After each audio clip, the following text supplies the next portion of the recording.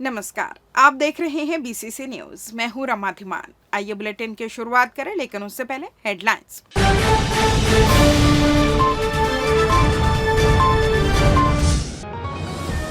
निजी स्कूलों की मनमानी, तय दुकानों से सामग्री खरीदी का दबाव। अवैध निर्माण और अतिक्रमण पर कार्रवाई, निगम चला रहा अभियान। ग्रामीणों पर भालू का हमला, 2 की हालत गंभीर। और फिर मौसम में बदलाव का अलर्ट, अंधड़ बारिश की संभावना। हेडलाइंस के बाद खबरें विस्तार से। नए शिक्षण सत्र 2025-26 की शुरुआत के साथ ही निजी स्कूलों द्वारा फीस, किताबें, स्टेशनरी और यूनिफॉर्म की कीमतों में भारी वृद्धि देखी जा रही है। इससे अभिभावकों पर आर्थिक बोझ बढ़ गया है। स्कूल प्रबंधन अभिभावकों को तय दुकानों से ही किताब और यूनिफॉर्म खरीदने को बाध्य कर रहे हैं, जिसे लेकर शिक्षा विभाग द्वारा कोई गंभीरता नहीं दिखाई जा रही है। इस वजह से अभिभावकों के लिए कई गुना अधिक दाम देकर खरीदना मजबूरी बन गया है। प्री नर्सरी कक्षा की सालाना फीस भी कम से कम 15 से 25 हजार रुपए से शुरू हो रही है, जो मध्यम वर्गीय परिवारों के लिए चिंता का विषय बन गया है। बढ़ी हुई फीस और महंगी स्टेशनरी के कारण पेरेंट्स की आर्थिक स्थिति पर प्रतिकूल प्रभाव पड़ा है। दुर्भाग्यवश सरकार और जनप्रतिनिधि इस मुद्दे पर मौन है, जिससे अभिभावकों में निराशा व्याप्त है। ऐसे में देखना होगा कि इस मामले में शिक्षा विभाग कब तक उचित कदम उठाता है। Chhattisgarh state power transmission company ने नवनिर्मित 132 केवी EHV उपकेंद्रों, एक्स्ट्रा हाई वोल्ट सबस्टेशन में नए पदों की स्वीकृति प्रदान की है, जिसके तहत 9 कनिष्ठ अभियंताओं के पद स्वीकृत किए गए हैं। वे इन उपकेंद्रों में ऑपरेशन और मेंटेनेंस का कार्य संपादन करेंगे। पावर कंपनी के अधिशासी निकाय की 117वीं बैठक में इसका निर्णय लिया गया, जिसके बाद ट्रांसमिशन कंपनी के मानव संसाधन विभाग ने पद संरचना का आदेश जारी कर दिया है। इसमें 132 केवी सबस्टेशन छापनी, गुल्लू, आरंग, बैजलपुर, टेमरी, जनकपुर, मेटल पार्क, मल्हार, मस्तूरी, जामगांव व महाराजपुर में 9 कनिष्ठ अभियंता के पद स्वीकृत किए गए। इनके अलावा क्षेत्रीय भंडार गृह, भिलाई और बिलासपुर में भी कनिष्ठ अभियंता के एक पद स्वीकृत किए गए हैं। जल्द ही यहाँ पदस्थापना की जाएगी। गरीब परिवारों को छत देने सरकार द्वारा प्रधानमंत्री आवास योजना चलाई जा रही है, जिससे गरीब परिवार के लोगों को भी उनके सपनों का आशियाना मिल सके। पर जमीनी स्तर पर हकीकत कुछ और नजर आ रही है। वहीं सोमवार को बिलासपुर से लगे ग्राम सीपत से एक बुजुर्ग कलेक्टर कार्यालय पहुंचा, जिनका कहना था कि उन्हें आवास योजना के तहत मिलने वाली राशि नहीं मिली। इसी तरह कोटा क्षेत्र में रहने वाले व्यक्ति ने भी आवास योजना की तीसरी किश्त नहीं मिलने और उसका पैसा गबन करने का आरोप लगाया है।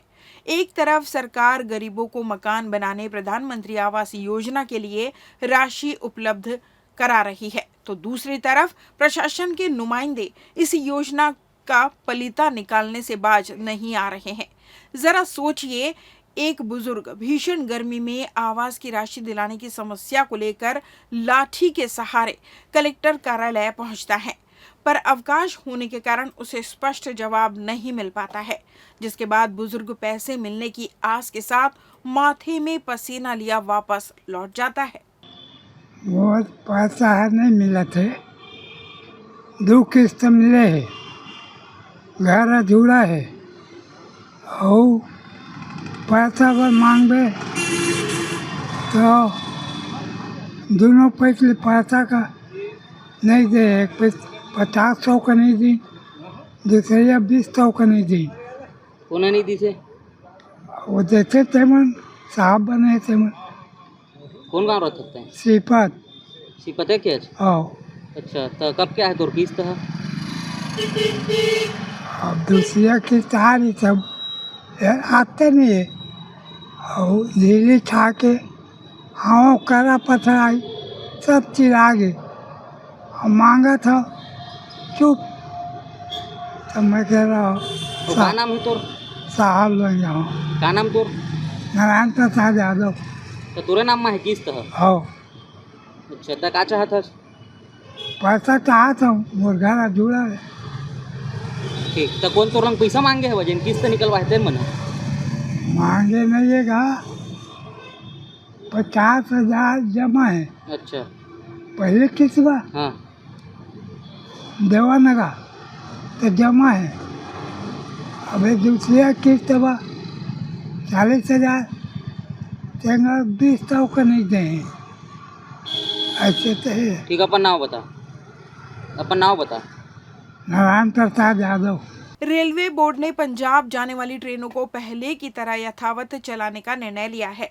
इससे पहले सुरक्षा कारणों से छत्तीसगढ़ एक्सप्रेस सहित 28 ट्रेनों को पंजाब तक न भेजने का फैसला लिया गया था और उन्हें बीच रास्ते से ही वापस लौटाने की योजना बनाई गई थी। भारत और पाकिस्तान के बीच बढ़ते तनाव के चलते पंजाब, हिमाचल प्रदेश, जम्मू कश्मीर, राजस्थान और गुजरात के सरहदी इलाकों में माहौल तनावपूर्ण हो गया था। इसके चलते इन राज्यों के एयरपोर्ट बंद कर दिए गए थे और रेल मार्ग को भी असुरक्षित मानते हुए ट्रेनों को रोका गया था। अब हालात की समीक्षा के बाद रेलवे बोर्ड ने इन ट्रेनों का संचालन पूर्ववत रूप से जारी रखने का फैसला लिया है। सड़क पर लगे बैनर से एक युवक की मौत के बाद अब नगर निगम कमिश्नर अमित कुमार सड़क किनारे बने फुटपाथ पर लगे बैनर पोस्टर के साथ ही शेड निर्माण और बोर्ड को हटाने के निर्देश दिए हैं, जिसे देखते हुए निगम के अतिक्रमण शाखा की टीम देर रात कार्रवाई कर रही है। इसी कड़ी में शुक्रवार की देर रात मुंगेली नाका इलाके में कड़ी कार्रवाई करते हुए सड़क के दोनों किनारों में किए गए अतिक्रमण को हटाया गया। देर रात तक चली इस कार्रवाई में कई ठेले गुमटियों के साथ ही फुटपाथ पर कब्जा कर दुकान लगाने वालों के ऊपर कार्रवाई करते हुए उनके सामानों को जब्त कर लिया गया। आपको बता दें, निगम की टीम पहले दिन में कार्रवाई करी थी, जिससे अतिक्रमणकारी निगम की टीम के जाते ही यहां फिर से अतिक्रमण कर लेते थे, जिसे देखते हुए अब रात में कार्रवाई तेज कर दी गई है। निगम कमिश्नर अमित कुमार इन दोनों एक्शन मूड में नजर आ रहे हैं, जिनके आदेश पर अवैध पार्किंग पर लगातार कार्रवाई की जा रही है। इसी कड़ी में रविवार को निगम की टीम ने बड़ी कार्रवाई करते हुए पुराने बस स्टैंड के पास स्थित कॉम्प्लेक्स में कार्रवाई करते हुए यहां बनी कई दुकानों पर बुलडोजर चला दिया। निगम अधिकारी ने बताया कि नियम विरुद्ध कॉम्प्लेक्स का निर्माण किया गया था, जहां पार्किंग की भी पर्याप्त व्यवस्था नहीं थी, जिसे देखते हुए ये कार्रवाई की गई। जानकारी के अनुसार कॉम्प्लेक्स के संचालक ने 2 माले की परमिशन लेकर 3 मंजिला इमारत दान दी। साथ ही कॉम्प्लेक्स में पार्किंग की भी व्यवस्था नहीं थी, जिस पर रविवार को कार्रवाई की गाज गिरी। क्या है, इन लोग के द्वारा जो है महुआ कॉम्प्लेक्स को खरीदा था जमीन इनके द्वारा और इन्होंने नक्शा पास कराया था। नक्शा पास कराने के बाद इनके द्वारा जो है ना नक्शे के विरुद्ध बनाया है, पार्किंग के लिए कोई स्पेस नहीं छोड़ा है और ऊपर में 1-2 फ्लोर और एक्स्ट्रा बना दिए हैं, जिसके कारण अनाधिकृत निर्माण होने के कारण उस निर्माण को हटाया जा रहा है। अब अभी एक टोटली काम जो है मैनुअली करना है इसमें, क्योंकि ऊपर बिल्डिंग का काम है, इसमें मैनुअल लेबर लगाए गए हैं और मैनुअल लेबर लगाने से लगभग 2-3 दिन तो लगेगा ही। इसमें 8 से 10 मशीन लगी है, कटर मशीन, और उससे हटाया जा रहा है। निर्माणकर्ता के ऊपर जुर्माने और जो भी खर्चा आएगा निर्माणकर्ता के ऊपर उसको पेनाल्टी लगाई जाएगी और उससे वसूल किया जाएगा।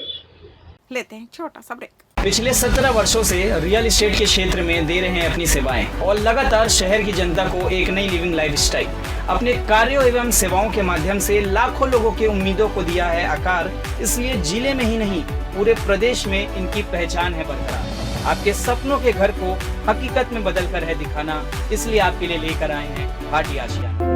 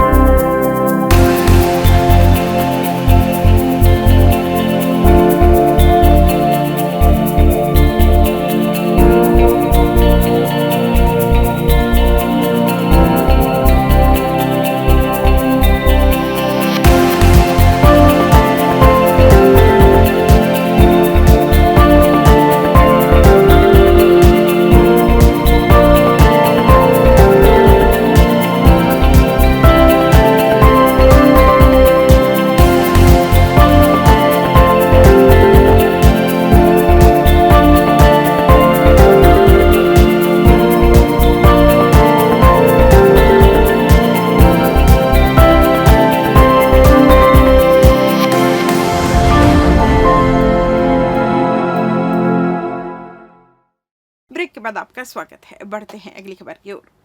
ठगी के मामले में बिलासपुर पुलिस को बड़ी सफलता हाथ लगी है, जिसमें पुलिस ने अंतर्राज्यीय ठग गिरोह का पर्दाफाश किया है।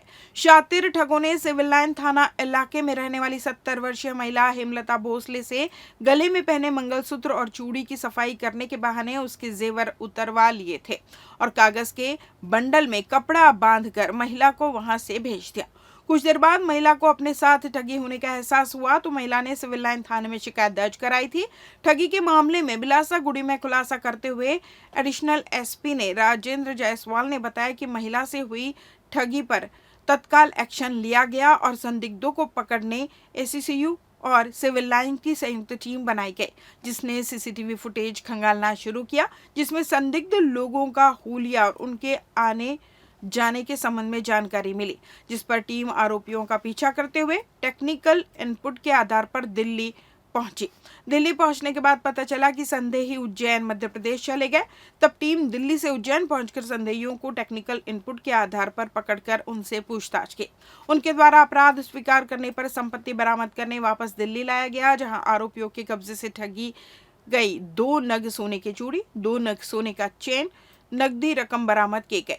सभी आरोपियों से पूछताछ करने पर रायपुर के गोल बाजार में भी चोरी करना स्वीकार किया। इस मामले में 2 महिला और 2 पुरुष को गिरफ्तार किया गया। 18 अप्रैल की शाम को मंगला चौक सिविल लाइन थाने में एक पीड़िता हेमलता भोसले के साथ कुछ अज्ञात आरोपियों के द्वारा सोने के शुद्धिकरण जो पहनी हुई थी जेवर, सोने की चूड़ी और सोने का चैन, उसे शुद्धिकरण के नाम पे उसको उतरवा लिया गया और उसके साथ ठगी की गई थी।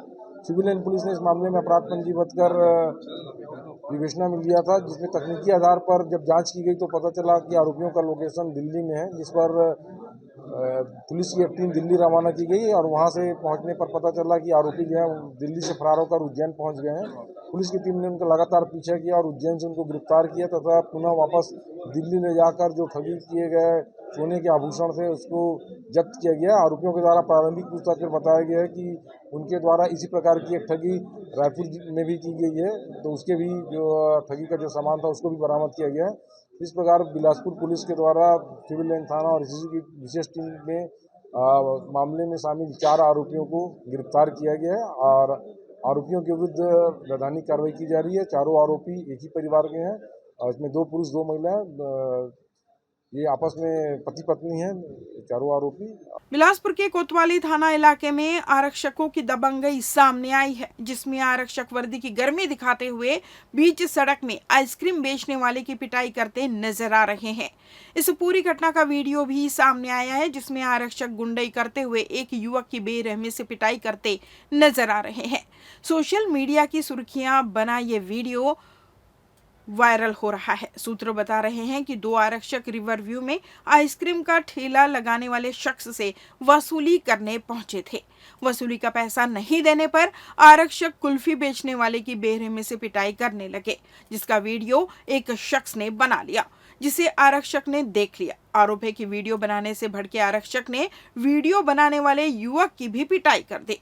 इतना ही नहीं, आरक्षकों ने दोनों युवकों को थाने लाकर भी पीटा और उनके खिलाफ धारा 151 के तहत कार्रवाई भी कर दी। युवक की बेरहमी से पिटाई करने वाला आरक्षक कोतवाली थाने में पदस्थ है, जिसका नाम टांकेस बताया जा रहा है। इस मामले में जानकारी मिली है कि वीडियो बनाने वाले शख्स की शादी की सालगिरह थी, जो अपने परिवार के साथ डिनर करने के बाद रिवर व्यू की तरफ आइसक्रीम खाने गया था। तभी उसने आइसक्रीम वाले की पिटाई का वीडियो बना लिया, जिसका खामियाजा युवक को रात भर थाने में गुजार कर भुगतना पड़ा। सूत्र बता रहे हैं कि कोतवाली थाने में पदस्थ आरक्षक अक्सर विवादों में घिरे रहता है, वर्दी के आड़ में गुंडागर्दी करता है। कवर्धा जिले के बाघू टोला क्षेत्र में सोमवार सुबह एक दर्दनाक घटना सामने आई, जब तेंदुपत्ता तोड़ने जंगल गए ग्रामीणों पर एक जंगली भालू ने अचानक हमला कर दिया। यह क्षेत्र भोरमदेव अभयारण्य से सटा हुआ है, जहां अक्सर वन्य जीवों की आवाजाही देखी जाती है। प्रत्यक्षदर्शियों के अनुसार लगभग 4 से 5 ग्रामीण तेंदुपत्ता संग्रह के लिए जंगल की ओर निकले थे, तभी झाड़ियों से निकले भालू ने उन पर आक्रमण कर दिया। इस हमले में सभी ग्रामीण घायल हो गए, जिनमें एक बुजुर्ग व्यक्ति के चेहरे को भालू ने बुरी तरह पंजे से नोच डाला। घायलों को तुरंत जिला अस्पताल पहुंचाया गया, जहां प्राथमिक उपचार के बाद 2 गंभीर रूप से घायल व्यक्तियों को बेहतर इलाज के लिए रायपुर रेफर कर दिया गया। स्थानीय ग्रामीणों ने बताया कि गर्मी के मौसम में जंगलों में पानी की कमी हो जाती है, जिसके कारण जंगली जानवर अक्सर भोजन और पानी की तलाश में जंगल से बाहर निकल आते हैं। यही कारण है कि हर साल की तरह इस तरह घटनाएं होती है।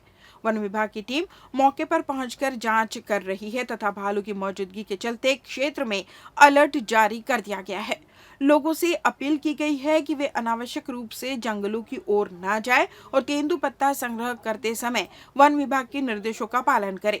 इस घटना ने एक बार फिर मानव और वन्यजीव संघर्ष की गंभीरता को उजागर किया है, जिसे रोकने के लिए ठोस कदम उठाने की जरूरत है। कलेक्टर संजय अग्रवाल ने जिला कार्यालय के सभाकक्ष में राइस मिलर्स की बैठक ली। उन्होंने मिल मालिकों को बचे हुए धान की नीलामी प्रक्रिया में भाग लेने के निर्देश दिए। प्रथम चरण के बाद लगभग 700 स्टैक धान नीलामी के लिए संग्रहण केंद्रों में बचा है। राज्य शासन द्वारा बचे हुए धान का विक्रय दर निर्धारित कर नीलामी की जा रही है। नीलामी का प्रथम चरण पूर्ण हो चुका है। दूसरा चरण 13 मई को निर्धारित है। गौरतलब है कि नॉन और FCI को देने के बाद जिले में 1100 स्टैक धान बचा था। प्रथम चरण की नीलामी में 400 स्टैक धान उठ चुका है। अब लगभग 700 स्टैक धान विभिन्न संग्रहण केंद्रों में बचा हुआ है। इन स्टैकों की प्राइस मैचिंग करते हुए उठाव के निर्देश कलेक्टर ने राइस मिलर्स को दिए। राज्य शासन ने मोटा धान पुराने बारदाना के लिए 1900 और नए बारदाने के लिए 1950 रुपए प्रति क्विंटल विक्रय दर निर्धारित किया है। पतला धान पुराना बोरा के लिए 2050 रुपए और नया बोरा के लिए 2100 रुपए तय किया गया है। जिले में 176 राइस मिलें हैं। इनमें 155 अरवा मिल और 21 उसना राइस मिल शामिल है। संग्रहण केंद्रों में धान के उठाव में हमाल की समस्या बताई गई। DMO को इसका समाधान के निर्देश दिए गए। कलेक्टर ने राइस मिलर्स द्वारा बताई गई अन्य समस्याएं भी नोट की और उचित समाधान के लिए राज्य शासन से पहल करने का भरोसा दिलाया। उन्होंने आवंटित स्टैक को 15 दिन में अनिवार्य रूप से उठाव पूर्ण करने के निर्देश दिए।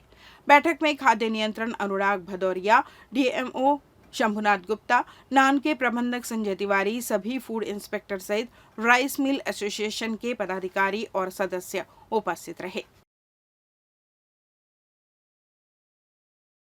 शहर की 32 वर्ष पुरानी प्रतिष्ठित रंग संस्था अग्रज नाट्य दल द्वारा इस वर्ष भी रंगमंच और अभिनय में रुचि रखने वाले युवाओं और कलाकारों के लिए एक 40 दिवसीय नाट्य एवं रंगमंच कार्यशाला का आयोजन किया जा रहा है। यह कार्यशाला 15 मई 2025 से आत्मानंद शासकीय उत्कृष्ट अंग्रेजी माध्यम विद्यालय तिलक नगर में प्रतिदिन शाम 6 बजे से रात 8:30 बजे तक आयोजित की जाएगी। प्रतिवर्ष की भांति इस बार भी यह कार्यशाला उन युवाओं, छात्रों, शिक्षकों, सामाजिक कार्यकर्ताओं और रंगमंच में भविष्य बनाने के इच्छुक लोगों के लिए अत्यंत उपयोगी सिद्ध होगी। कार्यशाला में प्रतिभागियों को अभिनय की बारीकियों के साथ साथ रंगमंच की विस्तृत विधाओं जैसे संवाद, अदायगी, देह भाषा, मंच अनुशासन, भाव्याभिव्यक्ति, नाट्य संगीत और चरित्र निर्माण पर व्यवहारिक प्रशिक्षण दिया जाएगा। इस कार्यशाला का संचालन शहर एवं प्रदेश के वरिष्ठ रंगकर्मी एवं निर्देशक सुनील चिपड़े द्वारा किया जाएगा, जो रंगमंच के क्षेत्र में 35 वर्षों से अधिक का अनुभव रखते हैं। उन्होंने अब तक 50 से अधिक नाटकों का निर्देशन किया है। वे कविता और कहानी के मंचन में दक्ष हैं और कई छत्तीसगढ़ी फिल्मों में अभिनय के साथ साथ शॉर्ट फिल्म और डॉक्यूमेंट्रीज का निर्देशन भी कर चुके हैं। कार्यशाला में राष्ट्रीय नाट्य विद्यालय नई दिल्ली से अभिनय में स्नातक कुणाल भांगे द्वारा विशेष सत्र लिया जाएगा। कुणाल भांगे बिलासपुर के पहले कलाकार हैं जिन्होंने NSD में प्रवेश पाया और देश के कई प्रसिद्ध निर्देशकों के साथ नाटक कर चुके हैं। वे प्रतिभागियों को अभिनय की विविध शैलियों का गहन प्रशिक्षण देंगे और विभिन्न नाटकों व कहानियों पर सीन वर्क भी कराएंगे। अग्रज नाट्य दल हर साल की तरह इस साल भी 40 दिन की एक थिएटर की और अभिनय की वर्कशॉप कर रहा है, जो दर रोज़ शाम को होगी, 6 बजे से होगी। 2.5-3 घंटे की ये वर्कशॉप होगी और जो स्थानीय तिलक नगर स्कूल है, जो sages Atmanand English medium school है, डॉक्टर देवरस के पीछे तरफ, वहाँ पे ये वर्कशॉप होगी और उसमें अग्रज नाट्य दल के अलग अलग एक्सपर्ट्स, जैसे संगीत की क्लास लेने के लिए चंपा जी होंगी, स्पेशल सेशंस लेने के लिए कुणाल भांगे होंगे जो अभी अपने अभिनय का कोर्स करके, थिएटर का कोर्स करके राष्ट्रीय नाट्य विद्यालय से लौटे हैं, और असिस्टेंट डायरेक्टर होंगे अरुण भांगे। इस तरह से ये वर्कशॉप होगी 40 दिन की, 16 साल के ऊपर के लोगों के लिए ये वर्कशॉप होगी। जिला अस्पताल, सामुदायिक स्वास्थ्य केंद्र के साथ अन्य सरकारी स्वास्थ्य केंद्रों में पदस्थ डॉक्टर मरीजों के इलाज में रुचि नहीं ले रहे हैं। इन मामलों को सिम्स प्रबंधन के कई बार हुए पत्र व्यवहार के बाद भी स्वास्थ्य विभाग का अमला इस ओर ध्यान नहीं दे रहा है। आपको बता दें, पूर्व में जारी पत्र में सिम्स प्रबंधन ने कहा कि ग्रामीण क्षेत्रों से ज्यादातर मामलों में बिना इलाज किए ही मरीज को सिम्स रेफर किया जा रहा है। ऐसे में सिम्स में बेवजह दबाव बढ़ता जा रहा है, इससे चिकित्सकीय व्यवस्था प्रभावित हो रही है। आपको बता दें कि सिम्स में प्रतिदिन ओपीडी में 1500 से अधिक रहती है। वहीं रोजाना औसतन 150 से 200 मरीजों को भर्ती किया जाता है। इसी तरह रोजाना आपातकालीन में आने वाले मामलों में भी 15 से 20 मरीज को भर्ती किया जाता है। ऐसे में अक्सर medical ward, isolation ward, gynaec ward, AICU मरीजों से भरे रहते हैं। रेफर केस होने की वजह से नियमानुसार भर्ती करना जरूरी हो जाता है। इसकी वजह से कई वार्ड भर जाते हैं और पहुंचने वाले गंभीर मरीजों का इलाज करने में दिक्कतों का सामना करना पड़ता है। इस मामले में अब तक स्वास्थ्य विभाग द्वारा कोई सकारात्मक पहल नहीं की गई है। छत्तीसगढ़ी सिनेमा के इतिहास में एक और सुनहरा अध्याय जुड़ने जा रहा है। ब्लॉकबस्टर फिल्म मोर छैया भुइयां की तीसरी कड़ी जल्द ही सिनेमा घरों में दस्तक देने वाली है। इस फिल्म के प्रमोशन के लिए प्रदेश में जोरदार तैयारियां चल रही है और दर्शकों में उत्साह चरम पर है। सतीश जैन के निर्देशन में बनी यह फिल्म छत्तीसगढ़ी संस्कृति, पारिवारिक मूल्यों और सामाजिक संदेशों का शानदार मिश्रण है, जो दर्शकों को एक बार फिर थिएटर्स की ओर खींचने का वादा करती है। मोर छैया भुइयां 3 एक पारिवारिक ड्रामा और एक्शन से भरपूर फिल्म है, जो छत्तीसगढ़ी परिवेश को जीवंत करती है। विगत दिनों रिलीज हुई गानों को दर्शकों द्वारा खूब पसंद किया जा रहा है। इस फिल्म का ट्रेलर भी खूब धूम मचा रहा है। फिल्म में मुख्य नायकों की भूमिका में मन कुरैशी, दीपक साहू और लक्षित झांझी नजर आएंगे, जबकि नायिकाओं के रूप में एल्सा घोष, ऋचा दीक्षित, दीक्षा जायसवाल और इशिका यादव दर्शकों का दिल जीतने को तैयार हैं।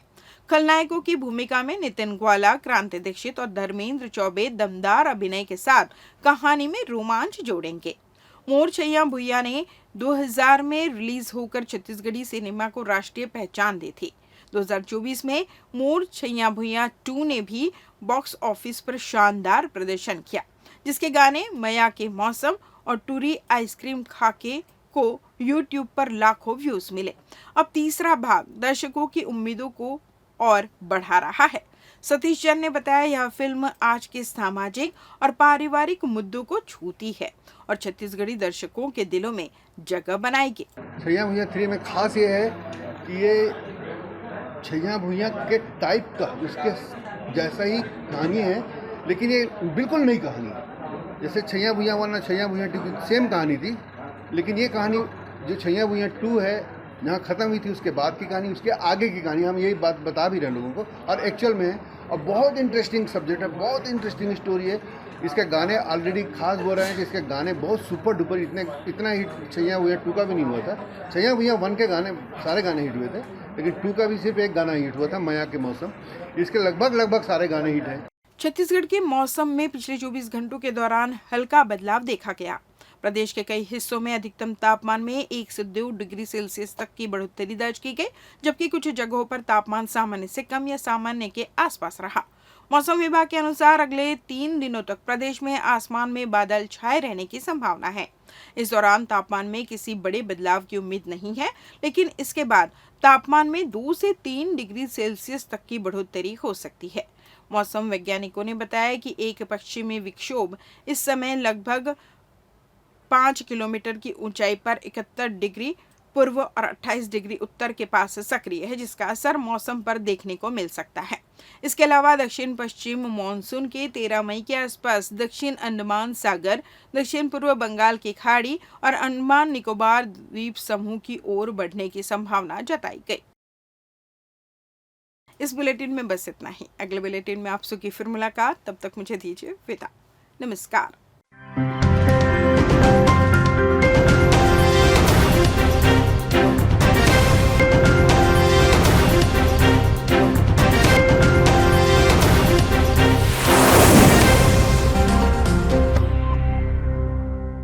पिछले 17 वर्षों से रियल एस्टेट के क्षेत्र में दे रहे हैं अपनी सेवाएं और लगातार शहर की जनता को एक नई लिविंग लाइफस्टाइल। अपने कार्यों एवं सेवाओं के माध्यम से लाखों लोगों की उम्मीदों को दिया है आकार। इसलिए जिले में ही नहीं, पूरे प्रदेश में इनकी पहचान है बरकरार। आपके सपनों के घर को हकीकत में बदल कर है दिखाना, इसलिए आपके लिए लेकर आए हैं भाटी आशिया।